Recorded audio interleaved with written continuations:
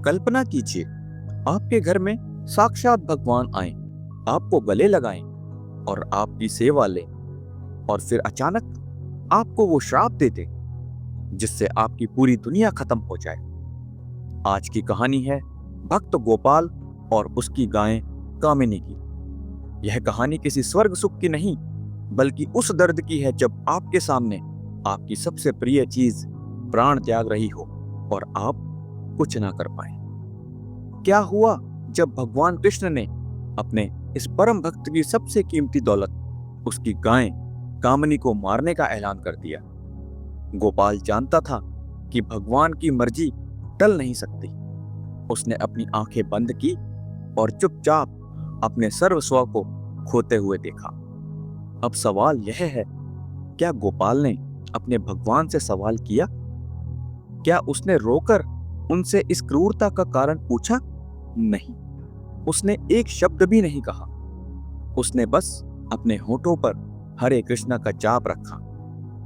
जब सब कुछ खत्म हो गया, जब गोपाल ने अपने जीवन की आखिरी उम्मीद भी खो दी, तब कृष्ण ने जो किया वो आज तक का सबसे बड़ा चमत्कार है।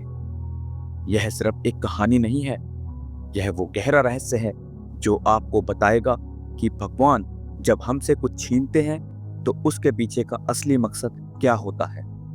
अंत तक देखिए, वरना आप भक्ति की उस परिभाषा को कभी नहीं जान पाएंगे जो गोपाल ने हमें सिखाई है। नमस्कार दोस्तों, एक बार फिर से स्वागत करता हूं अपने चैनल मोरपंख कथा में। गोकुल के किनारे एक छोटे से घर में गोपाल नाम का एक सीधा साधा ब्राह्मण रहता था। उसकी बीवी तो बरसों पहले गुजर चुकी थी और उसे कोई संतान भी नहीं थी। उसका संसार बस एक ही प्राणी के इर्द गिर्द घूमता था, उसकी प्यारी कामधेनु गाय, जिसका नाम उसने कामिनी रखा था। कामिनी सिर्फ एक गाय नहीं थी, वो गोपाल की साथी थी, उसकी बेटी थी और उसके जीवन का एकमात्र सहारा थी। सुबह सुबह गोपाल कामिनी का दूध निकालता, उसे पास के बाजार में बेच आता और उसी से अपना गुजारा करता। उसी कमाई से वो अपनी पूजा पाठ करता, भगवान को भोग लगाता और अपना जीवन बड़ी ही सादगी से जीता। गांव में हर कोई कहता, गोपाल, तेरी तो कृष्ण ने लॉटरी लगा दी है। तेरे पास कामिनी जैसी गाय है और तू हर पल भगवान का भजन करता है। तुझे किसी और चीज की भला क्या जरूरत? गोपाल बस मुस्कुरा देता। उसके चेहरे पर एक अलग ही चमक होती। वो कहता, मेरी धन धान्य तो उसी दिन पूरी हो गई थी जिस दिन मेरे कन्हैया ने मेरे घर चरण धोए थे। उसकी भक्ति इतनी निस्वार्थ और गहरी थी कि उसकी आंखों में एक अजीब सी शांति दिखती थी। एक बार तो भगवान कृष्ण के परम सखा अर्जुन भी उस गांव से गुजर रहे थे। उन्होंने गोपाल की इस शांत निर्मल भक्ति को देखा और मन ही मन मान लिया कि ऐसी सच्ची निस्वार्थ भक्ति तो उनके महलों में भी देखने को नहीं मिलती। गोपाल की दुनिया छोटी थी, पर उसकी भक्ति का आकाश बहुत विशाल था। एक दिन भगवान कृष्ण ने अपने भक्तों की सच्ची निष्ठा परखने का मन बनाया। वो जानना चाहते थे कि कौन सा भक्त उनकी कृपा को सिर्फ सुविधा के लिए नहीं, बल्कि सच्ची श्रद्धा से स्वीकार करता है। उन्होंने एक साधारण ब्राह्मण का वेश धारण किया और सीधे गोपाल के घर आ पहुंचे। गोपाल ने अपनी आदत के अनुसार उस ब्राह्मण का बड़े आदर सत्कार से स्वागत किया। उसने पहले तो उनके पैर धोने के लिए स्वच्छ जल दिया, फिर अपनी प्यारी कामिनी का ताजा दूध निकालकर उबाला और उन्हें पीने के लिए दिया। ब्राह्मण रूपी कृष्ण ने दूध पीते हुए कहा, गोपाल, मैंने सुना है भक्तों में तो तेरा नाम सबसे ऊपर है। तू तो बड़ा ज्ञानी मालूम होता है। बता, तुझे अपने भगवान पर पूरा भरोसा है? गोपाल ने सिर झुकाकर नम्रता से उत्तर दिया, महाराज, मेरी सांसें आपके हाथ में हैं। मेरा जीवन आपकी कृपा से चलता है। मुझे आप पर ही नहीं, आपके हर निर्णय पर भी अटूट विश्वास है। कृष्ण मुस्कुराए, पर उनकी आंखों में एक गहरी परीक्षा की चुनौती थी। उन्होंने अचानक पूछा, तो अगर मैं तेरी ये गायें मरवा दूं तो क्या तब भी तेरा विश्वास नहीं टिकेगा? एक पल के लिए पूरे घर में सन्नाटा छा गया। कामिनी, जो दरवाजे पर बंधी थी, बिल्कुल स्वस्थ थी, ना बूढ़ी ना बीमार। गोपाल का दिल एक पल के लिए जैसे धड़कना ही भूल गया। उसकी आंखों के सामने उसकी पूरी दुनिया डोल गई, पर उसने अपने चेहरे पर कोई भाव नहीं आने दिया। और फिर कृष्ण ने अपना हाथ उठाया और एक कठोर श्राप दे दिया कि अगले सूर्योदय तक यह कामनी अपने प्राण छोड़ देगी। श्राप सुनते ही दरवाजे पर बंधी कामिनी एक बार तेज से थिरकी, जैसे उसे भी अपने अंत का आभास हो गया हो। गोपाल की आंखों में कुछ पल के लिए अंधेरा छा गया।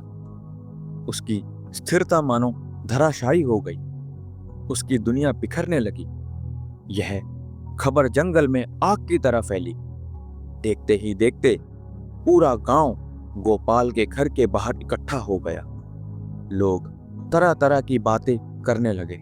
कुछ बोले, कहा था हमने, सिर्फ भजन से पेट नहीं भरता, भगवान भी कभी कभी कठोर परीक्षा लेते हैं। उसके कुछ मित्र तो सिर खुजाते हुए बोले, भगवान ने ही दिया और फिर ले भी लिया, अब इसे कृपा कहें या क्रूरता। रात का अंधेरा गहरा होता जा रहा था और गोपाल अपनी कामिनी के पास बैठा था। उसकी आंखों में नींद नहीं थी, सिर्फ एक अजीब सी शांति थी जो गहरे दुख से भी ज्यादा प्रबल थी। कामिनी ने भी अपनी आंखें बंद कर ली थी। उसकी सांसें धीरे धीरे धीमी होती जा रही थी। गोपाल ने उसके सिर पर हाथ फेरा। उसकी आंखों से एक भी आंसू नहीं गिरा। वह जानता था कि यह भगवान की इच्छा है और उसकी इच्छा के आगे उसका कोई वश नहीं। उसने मन ही मन भगवान कृष्ण का नाम जपा। गांव के लोग बाहर खड़े बुदबुदा रहे थे, क्या भक्त है, अपनी आंखों के सामने सब कुछ लुटता देख रहा है पर फिर भी शांत है। पर वे नहीं जानते थे कि गोपाल की शांति उसके विश्वास से आ रही थी, उस विश्वास से कि भगवान जो भी करते हैं वो किसी बड़े उद्देश्य के लिए ही होता है। रात ढलती गई और जैसे ही पूरब में सूर्य की पहली किरण फूटने लगी, कामिनी ने अपनी अंतिम सांस ली।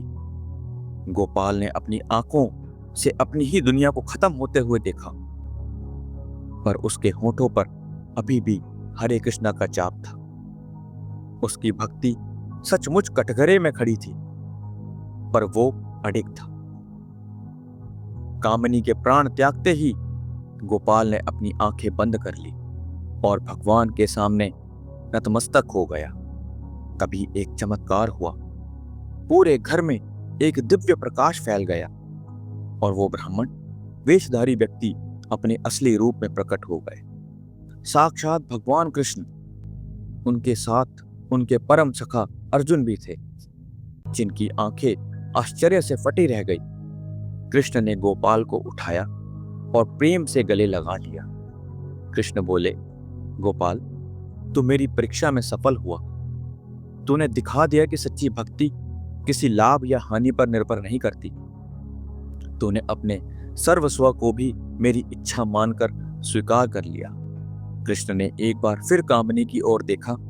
उनके स्पर्श मात्र से कामिनी अपने पैरों पर फिर से खड़ी हो गई, पहले से भी ज्यादा स्वस्थ और ऊर्जावान। अर्जुन ने देखा कि कामिनी के शरीर पर लगे सभी पुराने घाव और बीमारियां गायब हो चुकी थी। कृष्ण ने अर्जुन को समझाया, देखो अर्जुन, इस दुनिया में लोग मुझे तब तक ही पूछते हैं जब तक उन्हें मुझसे कुछ मिलता रहे, लेकिन गोपाल ने अपनी सबसे प्रिय चीज भी मेरे कहने पर त्याग दी, बिना किसी शिकायत के। यही है सच्ची भक्ति, जहां भक्त का विश्वास हर परिस्थिति में अडिग रहता है। उन्होंने आगे कहा, मैंने यह श्राप इसलिए दिया था ताकि कामिनी अपने पुराने कर्मों के बंधन से मुक्त हो सके और एक नया स्वस्थ जीवन जी सके, और साथ ही गोपाल की भक्ति की गहराई पूरे संसार को दिखा सकूं। गोपाल की आंखों से खुशी के आंसू बहने लगे। उसने कभी सोचा ही नहीं था कि उसकी भक्ति की ऐसी परीक्षा होगी, और ना ही उसने कभी किसी फल की कामना की थी। कृष्ण ने उसे आशीर्वाद दिया और कहा, आज से उसका नाम भक्त शिरोमणि गोपाल के नाम से जाना जाएगा। तो देखा आपने, कृष्ण ने सब कुछ छीन लिया, पर फिर जो हुआ वो उस छीनने से कहीं ज्यादा बढ़कर और दिव्य था।